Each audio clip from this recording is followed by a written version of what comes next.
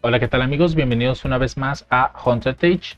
En nuestro video anterior, si no mal recuerdo, creo que fue el 9, estuvimos diseñando la vista de buscar usuarios, donde nos quedó de la siguiente manera.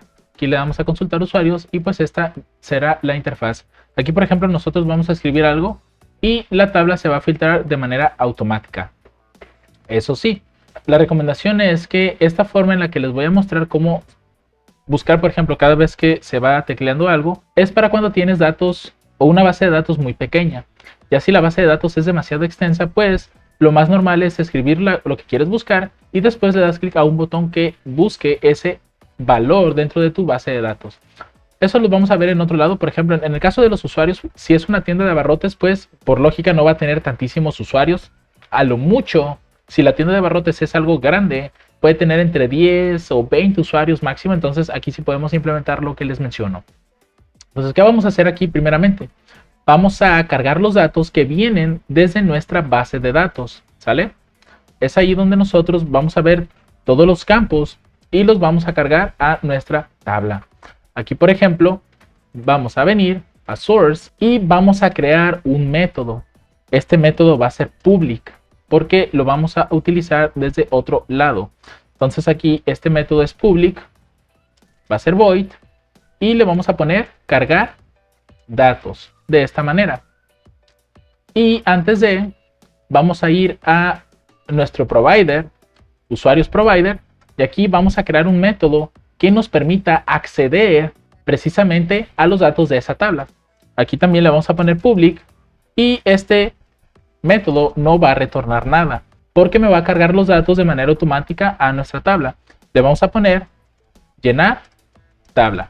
Abrimos los paréntesis de esta forma y pues aquí le vamos a pasar algunos parámetros. Vamos a pasar un JTable, vamos a importar y sería todo de esta manera. Y aquí dentro pues vamos a hacer lo siguiente. Nosotros primeramente necesitamos crear un objeto para que tome los datos y los agregue a mi tabla. Para ello vamos a regresar acá a nuestra vista de buscar y vamos a ver cuántas columnas hay. Recuerden que tenemos el ID, ahí tenemos 1, 2, 3, 4, 5, 6 columnas. Por lo tanto, aquí arribita, por si es que necesitamos este mismo valor más adelante, vamos a generar un array de tipo object y a este array le vamos a poner calls, como de columnas. New object y le vamos a decir que es de 6 posiciones, ¿sale? Vamos a bajar y pues ya tenemos listo ese valor. Después de esto necesitamos crear un default table model. Entonces aquí ponemos default,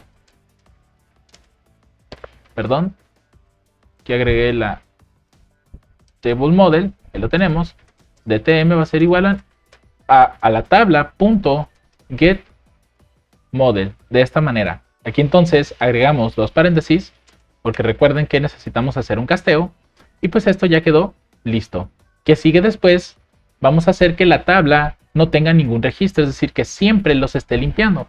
Para eso utilizamos este método que se llama setDrawCount, y le pasamos como parámetro el 0. Y ya después aquí hacemos un try catch, de esta manera, donde vamos a hacer lo siguiente. Aquí en exception vamos a cambiarlo por un SQL exception porque vamos a consultar precisamente a la base de datos. Y aquí vamos a arrojar un mensaje. Este mensaje va a contener lo siguiente. Va a ser, por ejemplo, error al llenar la tabla. Y aquí, pues precisamente tomamos la tabla de usuarios, ponemos 2 puntos y pues le pasamos el error. Aquí ponemos el e.getMessage. El título le vamos a poner buscar usuarios. Y el tipo de mensaje, aquí sí disculpen, pero he olvidado cuáles eran los cantidad de mensajes. Aquí por ejemplo sería 0, 1 y 2. Entonces le pasamos como parámetro el número 2. Y listo, ya con eso vamos a mostrar un error. Y aquí adentro pues vamos a generar nuestras variables para poder hacer la consulta. Mientras aquí arriba voy a crear un statement de esta forma. Parecer no me deja importarlo. Bueno, lo voy a importar desde acá arriba. Import. java.sql.statement, ahí lo tenemos. Y también vamos a necesitar otra. Vamos a poner sql.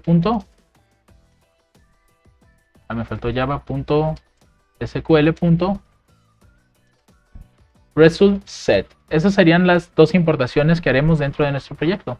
Entonces aquí ya tenemos el statement y vamos a crear el resultSet. resultSet.rs.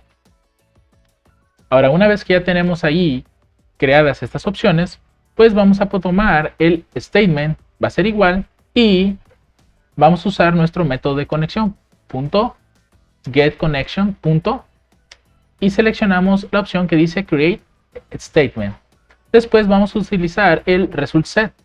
Y aquí vamos a decirle que nuestro statement va a ejecutar una query. Esta query va a ser la siguiente. Vamos a seleccionar. Aquí podemos ser específico en los campos. Por ejemplo, nosotros únicamente necesitamos lo que es el ID, nombre, usuario, correo, teléfono y el rol. Entonces podemos pedir esos datos únicamente, que sería ID, nombre, usuario, correo, teléfono y por último el rol. Ponemos un where status sea igual a 1, que sería el valor que tenemos aquí. Si es igual a 1 significa que ese dato existe. Por lo tanto, hay que solicitarlo. Y una vez que hemos solicitado esos valores, vamos a utilizar un ciclo que sería el ciclo while, donde vamos a analizar el resultSet. Vamos a poner resultSet next. Con eso va a recorrer todo lo que haya dentro del resultSet y nosotros lo vamos a cargar a nuestra tabla.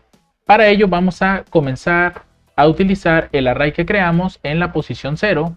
Este va a ser el ID, por lo tanto ponemos rs.getInteger y aquí le vamos a pasar el parámetro de ID. El número 2, bueno, aquí podemos también pasarle el número, al cabo todos van a ir de esa manera. Perdón, aquí sería 1. 2, la columna 2 sería el nombre. Voy a pasar esto acá. El 3 el usuario, el 4 el correo, el 5 el teléfono y el 6 el rol.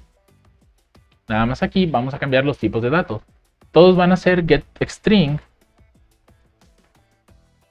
a excepción del ID. Y aquí cambiamos. Y por último, hacemos uso del default table model. Hago un add row. Si notan, el add row me solicita un object o un vector. Pues aquí le vamos a pasar el object, que viene siendo un arreglo. Y ya me va a ir cargando todos los datos a nuestra tabla. Ya esto se va a recorrer y cuando termine de encontrar todos los valores, pues ya esto se sale del ciclo y ya terminará de cargar nuestra tabla. Aquí regresamos a buscar y vamos a ver precisamente que esto ocurra. Aquí simplemente vamos a hacer una instancia de nuestro provider. Esta instancia va a ser privada. Le vamos a poner provider.